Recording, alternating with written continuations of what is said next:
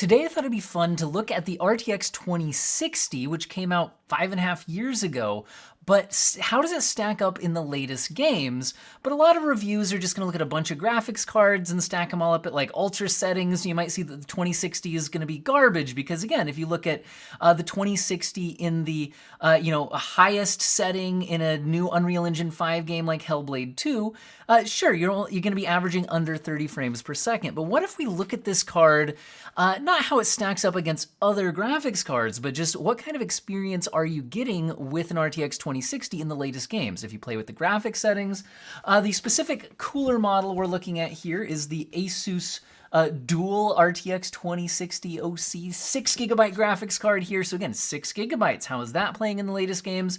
Again, not just at the highest settings, but what if we adjust those settings? And also, this was the weakest of the first generation of graphics cards that had DLSS. And while the 1.0 version of DLSS wasn't that impressive, we now can look at the later versions that we have in the latest games, all of that. And so we can look at how is the RTX 2060 doing against the latest games in 2024. So here we're looking at Hellblade 2. I'm gonna kind of pop out here, and we can see that at high, medium, and low settings, you do get up to an 88% performance boost by going down to low, but that still doesn't get you to a 60 FPS experience. Now, in a game like Hellblade 2, you don't necessarily need 60 FPS to enjoy it, but I also tested it out using DLSS quality. So at high, medium, and low 1080p with DLSS quality, I don't love upscaling at 1080p, but we can see that medium settings, DLSS quality does average about 58 FPS, and if you want to be more consistently over 60 FPS, using the low settings with DLSS quality gets you 69. Nice. Now, one thing I want to talk about here is turning down graphic settings. So a lot of people are like, you hear low settings, and if you played games, PC games for a long time, you might have a picture of what low graphic settings look like. But I want to make sure we're actually looking at the game that low settings, DLSS quality at 1080p in a game like Hellblade 2 doesn't look like anything like the disaster that you might think of when you think of low settings. In other words, you can get a decent frame rate in a game and still have it look quite good. I don't love upscaling at 1080p, but DLSS doesn't look awful here. And not every game is as demanding as Hellblade 2. If we take a look at Ghost of Tsushima at 1080p, I looked at very high with DLSS quality, and then just turning down to the high settings. I found that turning down to the high settings got good performance here. We're averaging over 60 FPS in this scene. You could turn down lower or use DLSS, but we're actually able to get a pretty good experience here on Ghost of Tsushima. Another, kind of PlayStation game being ported to PC recently, we see Horizon Forbidden West, and here going down from very high settings, which are only getting us 38 FPS average here, to high settings helps, but that still only gets us to 45. If we get down to medium settings, I think we're doing a better job of playing within the VRAM buffer we have, and we get 67 FPS average. Although you could also play around with using DLSS. Again, don't love upscaling at 1080p, but it's not a complete disaster when you're on lower end and aging hardware, and it's nice to have the option. But the very high and high settings, I think, are still held back by VRAM despite using DLSS, whereas the medium settings, staying within the VRAM buffer, get an additional performance boost. Now we can average 84 frames per second with medium settings at DLSS quality. And honestly, again, look at the graphics here. The graphics still actually look quite good. Now, Starfield, on the other hand, I don't think looks that amazing even at its ultra settings, and turning down to low, quite frankly, looks pretty awful. Like, if you really freeze on this here, you lose a lot of detail at the low settings, and we're still not averaging 60 FPS in this walk down the street in New Atlantis. So unfortunately, Starfield, probably one of the worst looking up, if you want to think of it from an optimization perspective, games here. If we use DLSS quality, the low settings with DLSS quality do get us to 70 FPS average here. But again, I really think things are looking quite blurry on the 1080p low settings DLSS quality. It's not looking great. The medium settings in this game look a lot better, and I think maybe medium with DLSS quality is going to be a better way to get near 60 FPS. What about ray tracing? So again, we could pause here for a second and talk. So the 20 series was also the introduction to ray tracing. And so that was one of the selling points for these cards. However, we've learned as more and more ray tracing titles have come out that ray tracing generally requires a lot of additional VRAM. And the 2060 only has 6 gigabytes of VRAM. Way later on, they did eventually create a 12 gigabyte version of the card, but that's not the original card, as it launched. And we can see a game that has light ray tracing workload like Resident Evil 4. At 1080p max settings, which does include its VRAM, we can see that the game is absolutely tanking in performance. The 1% lows are down at 7. You can see these massive stutters on the frame time graph. This is what happens in this game, at least, when you spill over that VRAM buffer. However, you can see that turning down to prioritize graphics, the game still looks great, and actually, without any upscaling or turning additional settings down, is averaging 71 FPS with a smooth frame time graph. But again, didn't have the VRAM required to run ray tracing in this title. So while you can get a good experience in the game, the ray tracing didn't really seem to pay off here. Another game that uses ray tracing, and in this game there's no way to turn it off, is Avatar. Avatar uses ray tracing at all times, and at 1080p ultra settings we're under 30 FPS, medium settings we're averaging 41, and even all the way down to low settings we're averaging 45. And unlike in a game like Hellblade 2, where a low frame rate might be pretty good, this game is, first-person shooter style combat. So I think we'd want to chase higher frame rates. If we enable the DLSS at the quality setting, we do see that 1080p DLSS quality medium settings hits a 58 FPS average, and the low settings get us up to 66 FPS average. The game, again, still looks pretty good. You can see some breakup in the fence line and things like that with having to upscale at 1080p. But again, you can still play one of the most visually impressive games out here at a reasonable frame rate, but you do have to, again, compromise on the quality settings. Alan Wake 2 at 1080p, even without enabling the ray tracing features, is already kinda too much for this. Although down at the low settings, we are averaging 40 FPS and keeping the 1% lows above 30, so you could reasonably get a 30 FPS experience in this game. And the low settings in this game do look, again, better than a lot of games do at much higher graphics settings.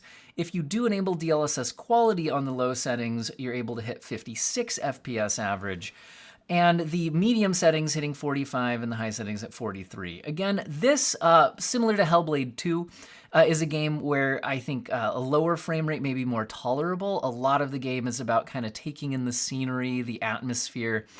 So, playing below 60 FPS may be acceptable here.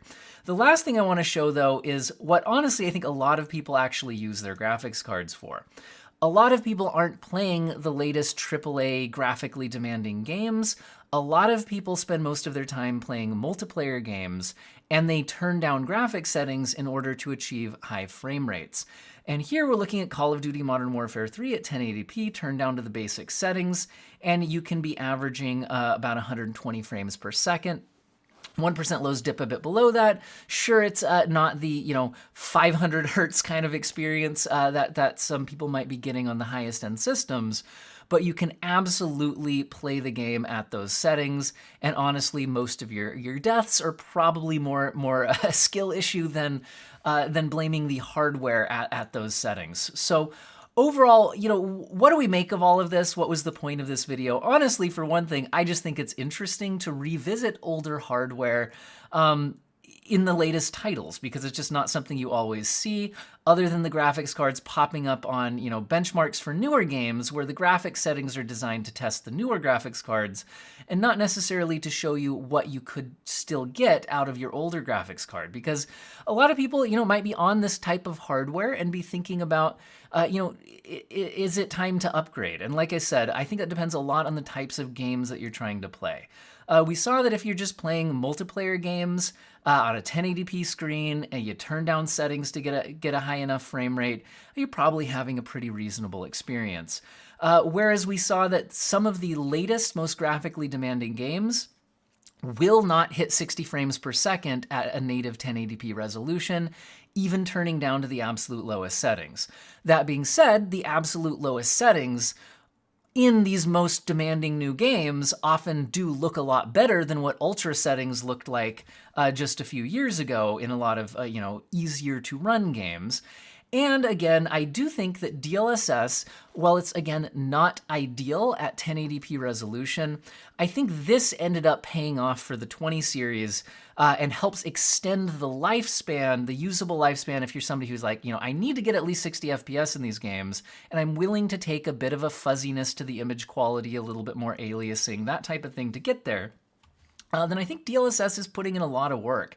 And that's allowing these most demanding new games that simply cannot reach 60 FPS even at the lowest settings at a native 1080p. We're seeing games like, again, Hellblade 2, games like Avatar. That one was in here, right? Where's my Avatar testing? But yeah, games like Avatar, these big new visual showcase games are requiring to dip down to DLSS quality at 1080p is a 720p internal resolution in order to hit there. But it looks a lot better than running 720p and then stretching it out onto a 1080p screen without something like DLSS to get there. However, I think we can see that the ray tracing experience on a 2060, if you bought a 2060 for the ray tracing performance, I really don't think it's really paid off. Like, sure, it can run a game like Avatar, but again, to hit 60 FPS, you're having to go to the lowest settings and using DLSS quality. Even games like Resident Evil, which really don't have much ray tracing to speak of, you're just running beyond the VRAM capacity. And that's where I think the 2060 really got held back, was with that 6 gigabytes of VRAM. Because a lot of these games, the reason why we're having to go down to the lowest settings is to get within the VRAM buffer. That being said, I was just testing out graphical presets in this game. Well, I mean, in all of these games, for one thing, just to keep this to a manageable thing and easy to communicate what settings I'm using, if you're actually using a 2060 yourself, you would probably want to be playing around with mixing and matching graphic settings. The things that use the most VRAM tend to be ray tracing, which, again, probably going to have to turn off to stay within your VRAM buffer, and also the texture settings. So in a lot of games, if you turn down the textures and turn down the ray tracing settings, you can probably get within your VRAM buffer while still keeping a lot of other graphic settings a bit higher, especially if you are going to be using DLSS, because again, if you're within the VRAM buffer and you kick on some DLSS, yes, you get some fuzziness to the image, but you are still, for a lot of players, you're willing to take a bit of a hit to the crispness of the image to get that higher frame rate boost. And it is nice to see that. So of the big 20 series features, I think DLSS ended up being the bigger bang for the buck on what you got out of it compared to the ray tracing features, especially, like I said, on a 6 gigabyte graphics card. But again, it's kind of cool to see how good a lot of the newer games can look, even at reduced settings and even using upscaling if you want to extend the life of that graphics card, which is pretty cool to see.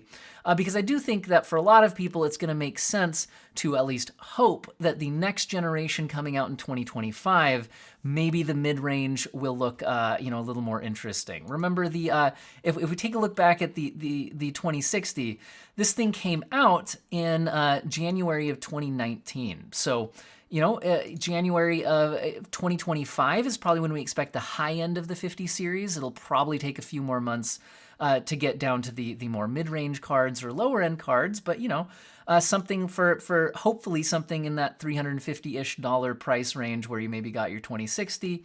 Hopefully in 2025, we'll be seeing something worth upgrading to, hopefully with more than 8 gigabytes of VRAM. Because again, the 6 gigabytes showing its issues nowadays, so is 8. So I'm really hoping we get something more like at least 12 in kind of that lower end range in the future.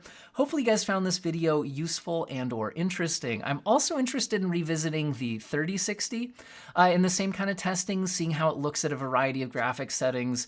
Maybe look at the 2060 versus the 3060 as well. Maybe get the 4060 in there in some comparisons. I don't know. I'm kind of interested in going back and looking at some of these, cards from various generations at more of this, the price point most people ended up buying in at, which is the 60 series if you check look at things like the Steam hardware survey. Like I said, hope you guys found the video useful and interesting. Huge thank you to channel members who directly support the channel financially by clicking the join button. Massive thank you. Get membership badges so your comments stand out. They're easier for me to find and reply to. You get some behind the scenes content that doesn't make sense on the main feed as members exclusives, and then you do get early access to certain videos and things like that. And again, it's just a huge help to me. So thanks for that. And we'll say members sponsored today's video since we're foregoing a sponsor segment. I hope all of you, and again, appreciate everybody, viewers, subscribers, commenters, everybody. You know, I totally understand not everybody can do the join button thing. So appreciate all of you as well, and I hope everybody has an excellent day.